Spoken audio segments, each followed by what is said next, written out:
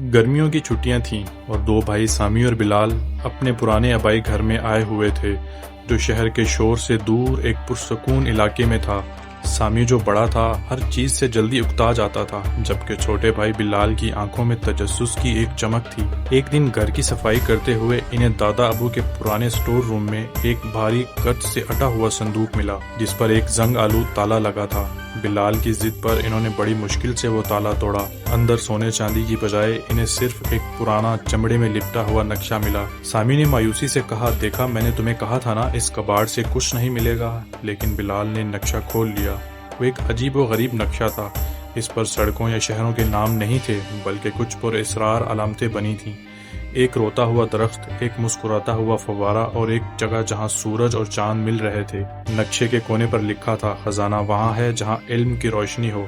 بلال نے پرجوش ہو کر کہا، سامی بھائی یہ خزانے کا نقشہ ہے۔ سامی ہنسنے لگا لیکن بلال کی خوشی دیکھ کر اس کی مدد کرنے پر راضی ہو گیا۔ انہوں نے غور کیا تو محسوس ہوا کہ روتا ہوا درخت ان کے باغ میں موجود تھا۔ وہ بھاگ کر وہاں پہنچے۔ درخت کی ایک ٹہنی پر ایک چھوٹا سا نشان کھدا ہوا تھا جس کا رخ باغ کے دوسرے کونے میں بنے ایک ٹوٹے ہوئے فوارے کی طرف تھا۔ مسکراتا ہوا فوارہ، دونوں ایک ساتھ چلائے۔ فوارے کے پاس پہنچ کر انہیں کچھ نہ ملا۔ سامی پھر مایوس ہونے لگا لیکن بلال نے فوارے کے اندر ہاتھ ڈالا تو اسے ایک ڈھیلی اینٹ محسوس ہوئی۔ اینٹ ہٹاتے ہی اس کے پیچھے ایک چھوٹی سی دھات کی چابی پڑی تھی۔ اب آخری علامت رہ گئی تھی جہاں سورج اور چاند ملتے ہیں۔ وہ سارا دن سوچتے رہے مگر کچھ سمجھ نہ آیا۔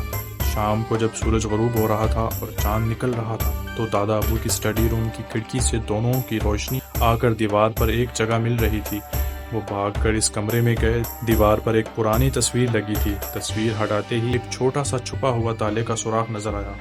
کانپتے ہاتھوں سے بلال نے چابی لگائی اور گھمائی۔ کلک کی آواز آئی اور دیوار کا ایک حصہ اندر کی طرف کھل گیا۔ اندر کوئی خزانہ یا سونا نہیں تھا بلکہ ایک چھوٹا سا خفیہ کمرہ تھا۔ کمرے میں پرانی کتابوں، فلکیات کے آلات، ایک چھوٹی ٹیلیسکوپ اور لکڑی سے بنے خوبصورت شاہکاروں کا ڈھیر تھا۔ میز پر ان کے پردادا کی ایک ڈائری رکھی تھی۔ سامی نے ڈائری کھولی۔ پہلے صفحے پر لکھا تھا، اگر تم یہاں تک پہنچ گئے ہو تو جان لو کہ اصل خزانہ سونا یا ہیرے نہیں بلکہ تجسس، علم اور وہ ہنر ہے جو انسان اپنے ہاتھوں سے سیکھتا ہے۔